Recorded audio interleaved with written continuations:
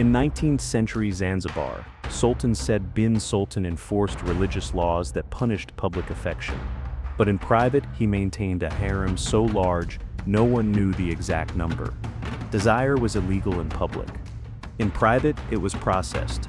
Inside the palace, it became routine, selected, scheduled, and silenced. The women were not wives in any meaningful sense. They were acquired, assessed, and contained. Most had no names when they arrived.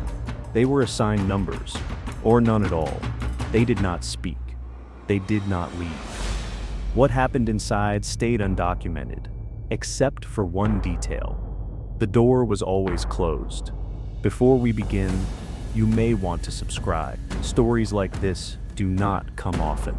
And if you are watching from somewhere distant, tell us where and when in the comment. We read everything and we appreciate your part in our journey in history. In the 1830s, Sultan Said bin Sultan ruled Zanzibar with strict laws and careful prayer. He banned public affection. The couple holding hands in the street could be punished. A husband kissing his wife in public might be whipped, even if they were newly married. Guards walked the markets during prayer times to make sure shops were closed. Judges quoted scripture when handing down sentences. And on Fridays, the mosque preachers praised the Sultan's devotion to God and his commitment to moral order. Zanzibar became known as a clean religious capital, a place where faith ruled the streets. And then one afternoon, a young fisherman stood before a judge. His crime was small, hugging his fiancée near the harbor. 2 neighbors had seen it happen. He did not deny it. The judge sentenced him to 10 lashes and a fine. The girl's family paid the fine quietly. The man was taken from the courtroom, not to prison, but to a public square where he would be whipped while others watched. But that same afternoon, just outside the courthouse, 2 palace guards passed by with a heavy wooden trunk. Inside was a tribute, soft silk from Muscat, and a girl, no older than 16. She had broken no law. There would be no trial, no sentence. She was being delivered directly to the Sultan's palace, selected to join his harem. There would be no paperwork, no public record, no moral outrage, because what happened inside the palace was not considered sinful. Everyone in Zanzibar knew about the harem. No one talked about it. The door was visible from the street. It stood 10 feet tall, carved from dark teak wood, and set into a coral stone wall near the heart of the palace. It never opened outward, only inward. Behind it lived more than 200 women. Some were legal wives, under Islamic law. Most were not. They were called companions, household women, sometimes just the inside ones. They were not named in public. They were not counted in records. They were simply part of the Sultan's private world, seen by few, discussed by no one. The palace itself was elegant. Its white walls glowed in the sun. The floors were smooth as glass. Arched ceilings, painted doors, and imported chandeliers impressed foreign guests. British officers described the Sultan as wise and modern. French traders admired his calm rule and smart diplomacy. Visiting scholars praised his intellect and charm. None of them asked about the carved door. No one was shown what lay behind it. One British visitor wrote that the palace was a marvel of elegance and control. But he said nothing about the narrow wing where the women lived, hidden behind wooden screens that let in air but blocked all view. That part of the palace was not hidden. It was simply ignored. Once a foreign scholar gently asked the Sultan how he justified keeping such a large harem under Islamic law. The Sultan only smiled. He quoted a line from scripture, "Those whom your right hands possess." That was his entire answer. The conversation ended. He did not need to explain. The women were his to own, to move, to rank, to silence. There were no laws to protect them, no titles, no one to speak on their behalf. The guards did not need orders. The servants did not ask questions. The door stayed closed. And so it remained tall, silent, and always shut. Not hidden, just accepted. Everyone in the city knew where it led, but they had learned not to look. And because they did not look, it was allowed to grow. Sultan Said bin Sultan was not just a ruler. He was an empire builder, a man who ruled both Oman and Zanzibar from opposite ends of the ocean. His navy guarded over 3,000 kilometers of coastline. His ships moved ivory, spices, coral, and people across the Indian Ocean with speed and precision. He signed treaties with Britain and France that balanced diplomacy with profit. He spoke Arabic, Farsi, and some Portuguese. He memorized law. He entertained foreign visitors with calm confidence.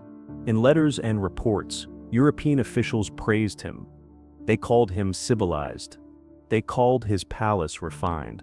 They trusted him to keep other rulers in line.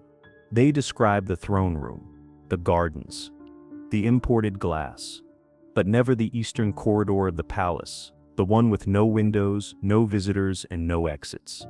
The girl from Ethiopia arrived there without a word. She was one of 3 brought by dhow, a type of sailing ship used for trade. She had been taken inland, marched for days, then shipped across the water to Zanzibar. She did not speak Arabic. She had never seen the ocean until that journey. The moment she arrived, she was stripped, bathed, and rubbed with perfumed oil. Her hair was cut short. Her name was changed. No one asked what it had been before. She was dressed in soft cotton and led silently through a side door of the palace.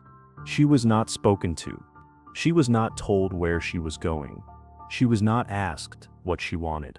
She was shown a room, small, hot, and plain, near the far east hallway. That hallway was the lowest rank in the harem. The women there were new, untested, waiting.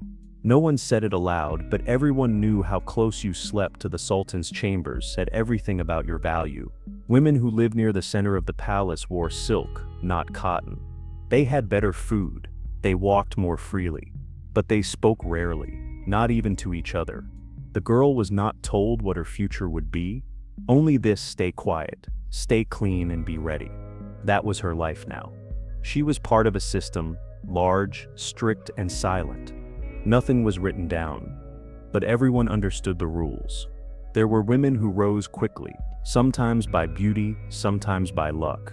There were others who stayed in the outer corridors for years, never called forward. And there were those who disappeared. No one said where they went. The eunuchs kept order. They were guards, men who had been castrated at a young age, trained to protect the Sultan's household without ever becoming part of it. One eunuch, tall and scarred, walked the halls every morning before sunrise. He checked each room. He listened for anything unusual. He made sure no woman stepped beyond her assigned area. He spoke only when necessary. It was said one eunuch had served the palace for 27 years. He died during morning prayers. His body was carried out before dawn. No one asked his name. No woman wept. He had not been cruel, but he had not been kind. He had done his job, kept the silence intact. Outside, no one imagined this. When guests arrived at the palace, they were shown the rose garden, the library, the polished throne room. They drank sweet tea and ate fresh dates. They talked about trade. No one asked, who lives behind that hall? No one asked, why does that wing have no windows? They knew, and they did not want the answer. The Sultan never mentioned the harem. He did not need to. His guests respected the order of his kingdom. They respected the calm. They respected the gold. The girl in the east wing folded her cloths. She knelt to pray in a language she did not understand. She listened to footsteps she could not follow. She waited, not for a name, not for freedom, just for the day she would be called forward. In another room, a British official signed a trade agreement. He noted the Sultan's hospitality. He praised his wisdom. He left with coffee, cloves, and a clean conscience. The Sultan never raised his voice. He did not need to.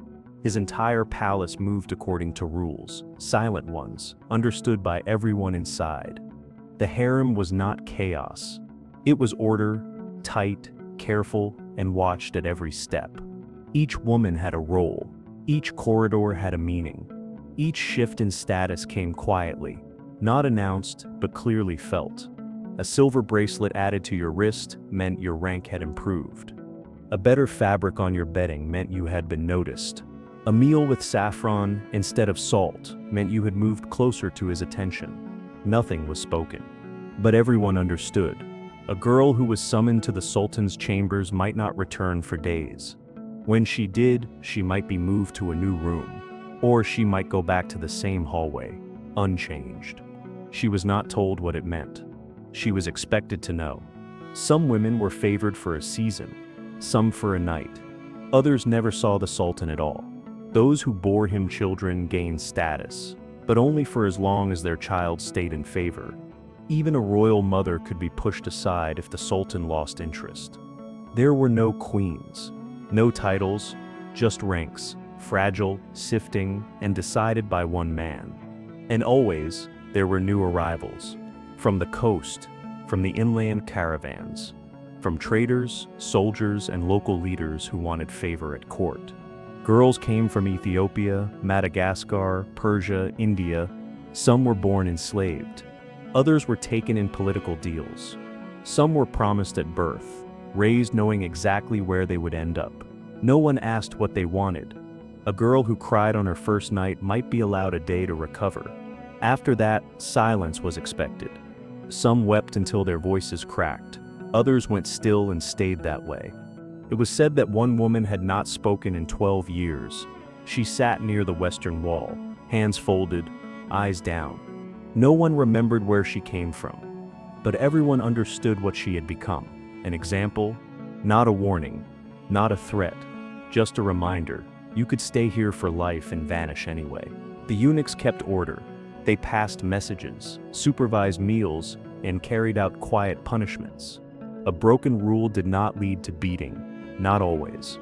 Sometimes, it simply meant isolation. A new room, no visits, no voice. Inside the palace, the rules were tight. But outside, the Sultan was seen as a man of vision. He brought new roads to the island. He opened schools. He balanced religion and science, inviting engineers from Europe and scholars from Persia. He sent letters to London in careful Arabic script, written with perfect manners. He welcomed diplomats with respect and calm. British officers called him civilized. Ottoman visitors praised his hospitality. Letters home described him as a model ruler, fair, educated, devout. But none of those men ever looked behind the carved teak door. They knew better. They saw the women only once, during a royal procession. The Sultan's favorites were seated behind curtains on a slow-moving carriage. Only their eyes were visible. A visitor from France called it a delicate display of modesty. He did not ask their names. No one did. Back in the palace, the girl from Ethiopia was told to move her things. She had been assigned new clothing, a richer cotton, a deeper color. Dem mutters, dem meant something. She did not know what. Her hair was combed. She was brought before a midwife, checked silently, then told to wait in a new room, closer to the center. She was not excited. She was not afraid. She had learned already that emotion was useless.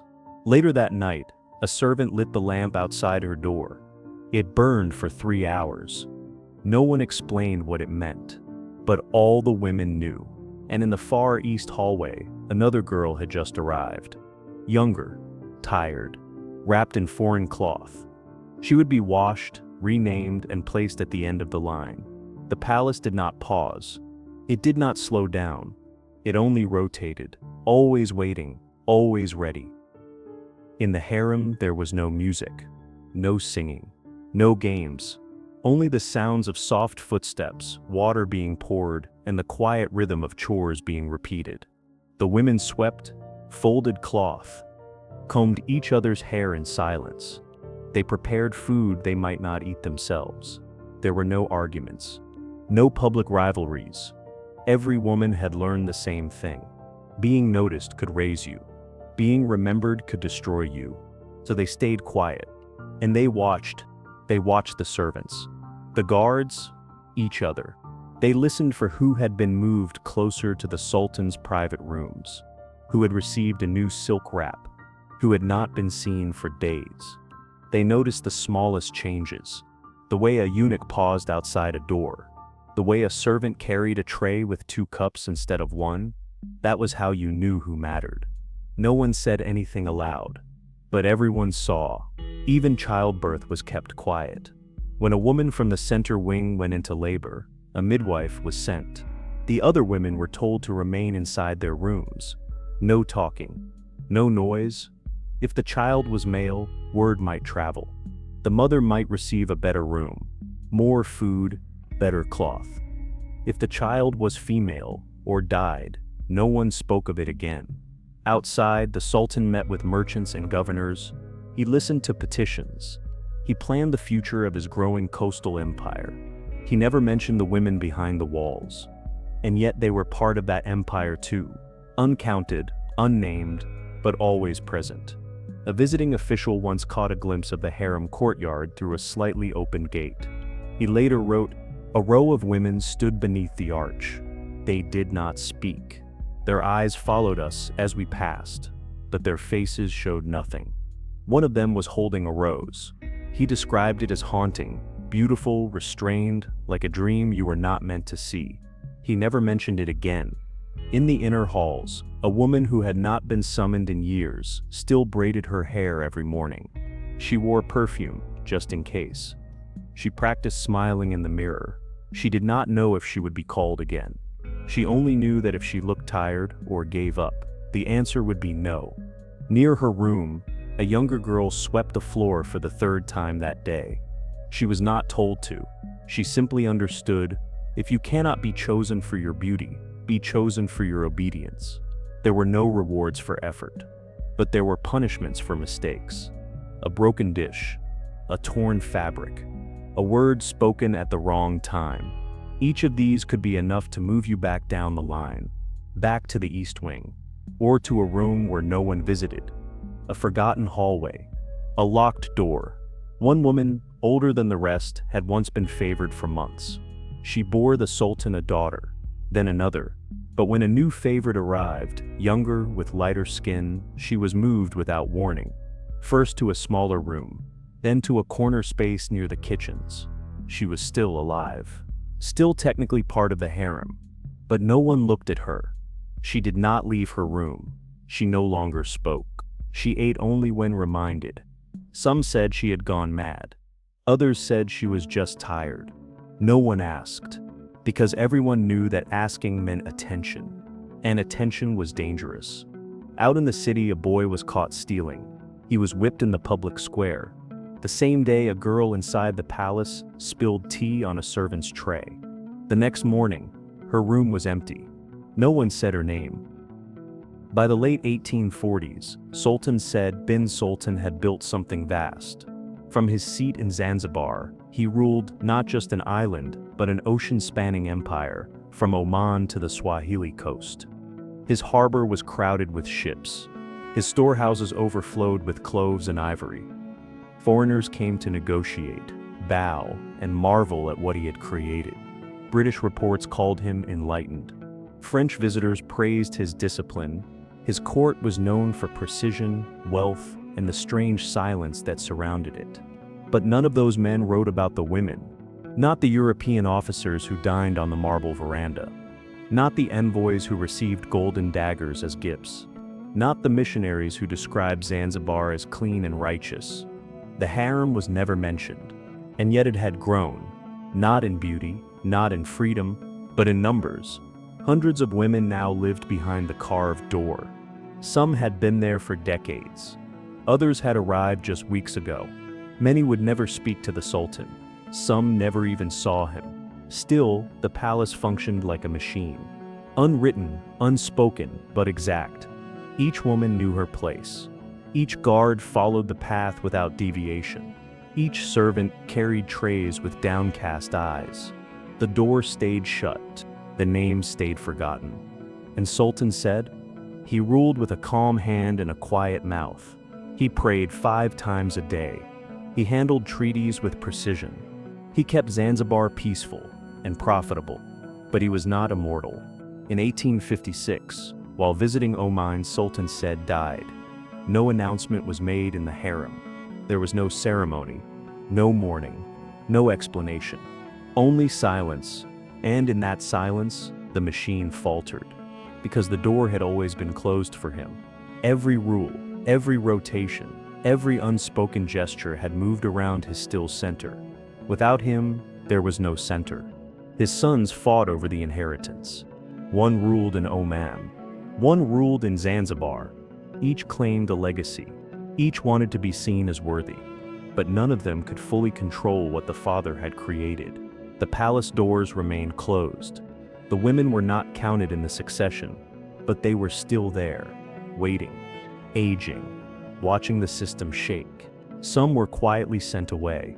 Others were left to drift deeper into the walls, uncalled, unseen. And the youngest girls, the newest arrivals, they folded their garments, listened for footsteps, and tried to understand the rules in a house where the one man who made them was no longer alive.